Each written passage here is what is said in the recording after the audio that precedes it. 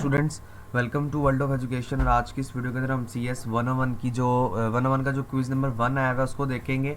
आपकी जो last date है क्विज़ की वो आई थिंक कल है, 26 है। तो आप लोगों ने कोशिश ये करनी कि आप लोग आज या कल में अपनी लास्ट डे से पहले पहले 12 बजे से पहले पहले इसको सबमिट करवा लें। स्टार्ट करते हैं, मैं आपको साथ साथ समझाता जाऊँगा। पेपर में भी आपके क्वेश्चंस किस कैटेगरी के हवाले से पूछे जाएंगे वो भी इंशाल्लाह आपको साथ साथ बताता जाऊँगा।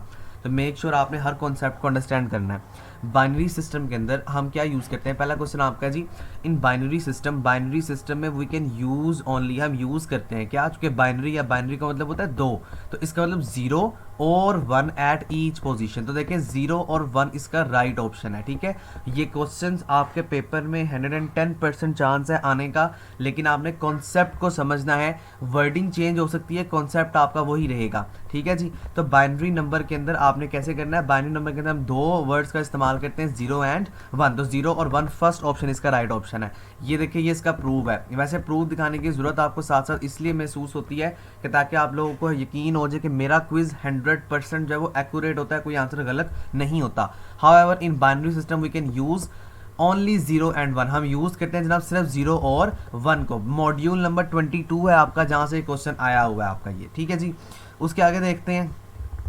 ओके, नेक्स्ट क्वेश्चन देखें। An instruction register hold the machine instruction which is.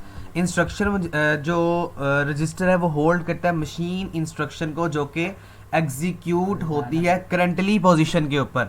अच्छा देखें, इंस्ट्रक्शन रजिस्टर्स क्या होते हैं। देखें, आपका जो कंप्यूटर होता है ना, वो इंस्ट्रक्शंस यानी कि जो प्रोसेसर होता है वो इंस्ट्रक्शंस को गेट करता है और प्रोसेस कर रहा होता है। तो इंस्ट्रक्शन रजिस्टर होल्ड करता है मशीन इंस्ट्रक्शन को जो कि करंटली एग्जीक्यूट हो रही होती है। तो करंटली का मतलब यहाँ पे इसने रफ वर्डिंग को चेंज किया आपको सिर्फ कंफ्यूज करने के लिए। तो यहाँ पे बीइंग एग्जीक्यूटेड नाउ इसका राइट ऑप्शन है। ठीक है, यानी कि करंटली एग्जीक्यूशन आपके हैंडआउट्स में लिखा हुआ है, लेकिन ट्रांसफर नहीं हो सकता, स्टोर नहीं हो सकता, लोड नहीं हो सकता। मेरी जो इंस्ट्रक्शन प्रोसेसर के पास जानी है ना, उसने जाके एग्जीक्यूट होना है। तो एग्जीक्यूटेड इसका जो है वो राइट ऑप्शन यहाँ पे कंसीडर किया जाएगा।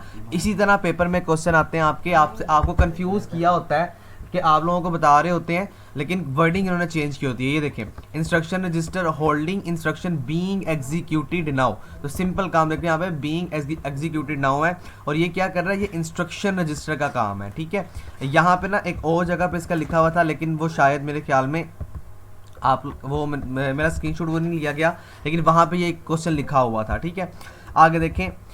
क्वेश्चन नंबर 3 है जनाब, if we have a decimal number. अगर आपके पास डेसिमल नंबर है, ये आपका पेपर में क्वेश्चन मस्ट आता होता है। अगर आपके पास डेसिमल नंबर है 431, नंबर कोई भी हो सकता है।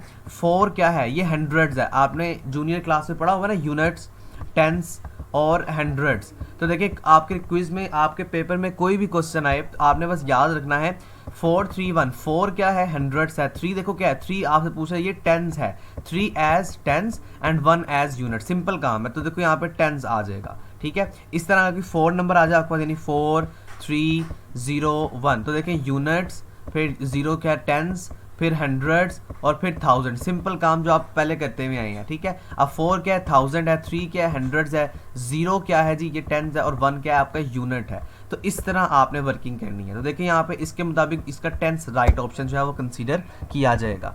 ठीक है, उसके आगे देखें, और ऑपरेटर। ये भी बहुत इंपॉर्टेंट क्वेश्चन है आपके पेपर में। और एंड और नॉट मस्ट आते होते हैं। तो मेरा मकसद सिर्फ आपको आपके क्विज के लिए प्रिपेयर करना नहीं है, आपके पेपर के लिए भी प्रिपेयर करना है। तो मैं आपको सारे साथ साथ वो भी बता दूंगा।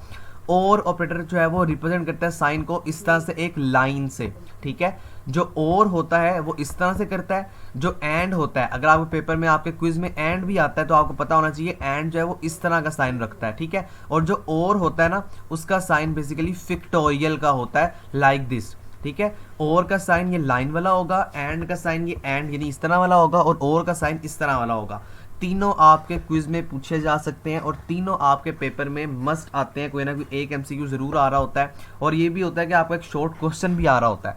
तो और operator is also represented as the this one sign. ठीक है, अल्फा नहीं हो सकता, ब्रैकेट नहीं हो सकता, और स्टैरिक भी नहीं हो सकता। तो ये वाला इसका राइट ऑप्शन जो है वो कंसीडर हो जाएगा।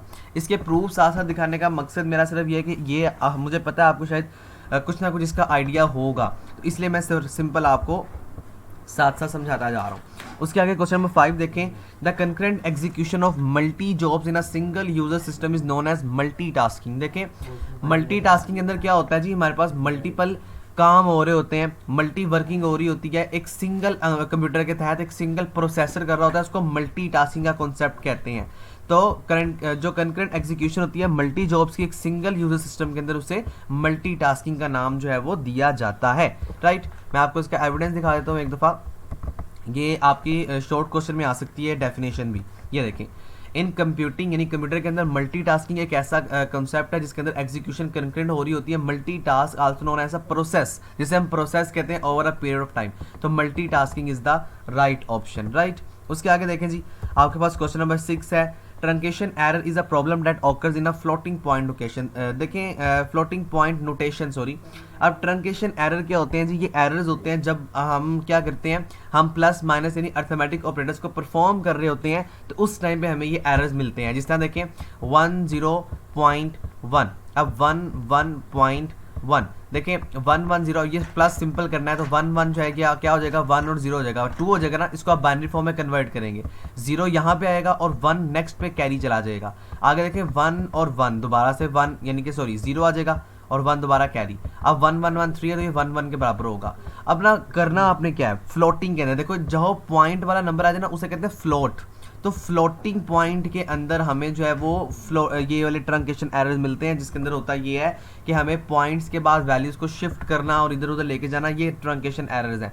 और अगर एक वैल्यू भी आगे पीछे हो जाए तो हमारा सारा आंसर जो है वो गलत हो जाता है। ये देखें मॉड्यूल नंबर 28 आपके पास है और यहाँ पे पहली लाइन है कि 1 बाइट फ्लोटिंग पॉइंट सिस्टम, यानी ट्रंकेशन एरर जो है ये किस में आता है, ये फ्लोटिंग पॉइंट नोटेशन में आता है, क्योंकि हमने पॉइंट्स वाली वैल्यू को जब प्लस माइनस करना होता है तो वहाँ पे हमें जो है वो इस तरह की कॉम्प्लिकेशंस का सामना और इस तरह के एरर्स का सामना जो है वो करना पड़ता है, ठीक है जी। उसके आगे देखें डीवीडी स्टैंड फॉर, बड़ा आसान क्वेश्चन है। डीवीडी का मतलब D for digital, V for versatile और डी फॉर डिस्क। तो DVD stands for digital versatile disc. तो इसका जो राइट ऑप्शन है वो ये वाला है। ये ज़रा आपने ना सोच समझ के लगाना है अपने क्विज में। समटाइम हमें पता होता है लेकिन हम बाय मिस्टेक जो है वो गलत लगा देते हैं। तो देखें डिजिटल वर्जन डिस्क भी है, तो ये नहीं करना कि सिर्फ पहला वर्ड देख लिया और लगा दिया। बहुत सारे स्टूडेंट्स ऐसे करते हैं कि उनको पता भी होता है लेकिन वो बाय मिस्टेक गलत लगा के नेक्स्ट मार्क करते हैं, ठीक है। तो आपने ये बात याद रखनी है, digital versatile disc is the stand for DVD, ठीक है जी। उसके आगे हम नेक्स्ट क्वेश्चन देखते हैं, दैट इज क्वेश्चन नंबर 8। ये देखें ये इसका प्रूव है, आपका मॉड्यूल नंबर 6 है उसमें इसका जिक्र हुआ है और यहाँ पे इसका कॉन्टेक्स्ट से मुझे मिल गया था डीवीडी यानी कि डिजिटल वर्सटाइल डिस्क, राइट। अब हम आगे बात करते हैं क्वेश्चन नंबर 8 की। तो who introduce the idea of storing a program in main memory. आपने वो साइंटिस्ट का नेम बताना है जिन्होंने मेन मेमोरी में अपने प्रोग्राम को, अपनी इंस्ट्रक्शंस को स्टोर करने का आइडिया जनरेट किया था। तो वो आपके पास जे परस्पर ये शायद ई सी लिखा हुआ है और एल नहीं है, ठीक है, ओके। वो आपके पास जे परस्पर एगर्ट थे, ठीक है जी। ये ई सी के है, एल नहीं है, मुझे ये एल लग रहा था। तो जे परस्पर एगर्ट जो थे वो उन्होंने इंट्रोड्यूस किया था मेन आइडिया को। तो इसका राइट ऑप्शन ये है। सिंपल ये समझाने वाला काम नहीं है, ये सिंपल आपको याद करवाने वाला काम है। Presper Eckert contribute this idea which enable digital computers to become much more flexible and powerful, ठीक है। तो सिंपल ये आपको यहाँ पे इसने इसका नाम जो है वो बता दिया। क्वेश्चन नंबर 9 देखें, सेकंड लास्ट क्वेश्चन है, which data compression technique is suitable for data having long sequence of the same value. आपने बताना है कि कौन सी टेक्निक जो है वो सूटेबल है अगर हम लॉन्ग सीक्वेंस के साथ एक वैल्यू को पास करते हैं। देखें इसका मतलब क्या है, इसका सिंपल मतलब ये है, मैं आपको यहाँ पे लिख के दिखाता हूँ 100। देखें यहाँ पे चलें इसको हम मज़ीद आसान कर लेते हैं। ये आपके पास वैल्यू है, अब कितनी दफ़ा 1 से हो रहे हैं, तो इसको अगर आपने क्या करना है, अगर आपने कंप्रेस करना है, कंप्रेस हम कहते हैं डेटा आपके पास 1 GB का था, आपने उसे कंप्रेस किया तो वो फर्ज करें वो 600 MB में चला गया, तो इसे कहते हैं डेटा कंप्रेस, यानी डेटा की क्वांटिटी को, डेटा की जीबी को, उसके साइज को कम कर देना। इस called basically the compression technique. ये आपका एक शॉर्ट क्वेश्चन भी आता है आपके पेपर के अंदर। अब होता क्या जी, होता ये है कि आपके पास जब डेटा कंप्रेस होता है तो उसकी क्वालिटी डेफिनेटली क्या होती है, डिक्रीज करती है। तो ये क्या होता है, इसमें हम कौन सी टेक्निक को इस्तेमाल करते हैं, अगर इस तरह की हमारे पास सिचुएशन है तो हम इस तरह की सिचुएशन को रन लेंथ इन कोडिंग का नाम जो है वो देते हैं, ठीक है। मैं आपको इसका प्रूफ भी दिखा देता हूँ और ये आपका मॉड्यूल भी आपको नजर आएगा, 29 मॉड्यूल है। In case when the data being compress consist of long sequences of the same value, अगर सेम वैल्यू है और लॉन्ग सीक्वेंस है तो इसको हम टेक्निक जब हम कंप्रेस करेंगे उसको रन लेंथ इनकोडिंग कहा जाता है। ये आपके पास यहाँ पे लिखा हुआ आपको नजर आ गया। लास्ट क्वेश्चन HTTP, ये भी बहुत दफा रिपीट हुआ है आपका question. HTTP stand for hyper text transfer protocol. The option second, hyper text transfer protocol is the abbreviation of HTTP। ठीक है, ये आपका क्विज था जी। मैं उम्मीद करूंगा आपको जो है वो समझ आ गई होगी। मैंने ओवरऑल कोशिश ये की है कि मैं आपको साथ साथ हर चीज़ जो है वो समझा सकूं और आपके पेपर के लिहाज से भी आपको जो है वो कुछ गाइडलाइंस प्रोवाइड कर सकूं। इंशाल्लाह मेरी preparation video as soon as possible World of Education के ऊपर आ जाएगी। मेक श्योर आप चैनल को सब्सक्राइब कर लें। Thank you so much. अल्लाह हाफिज़।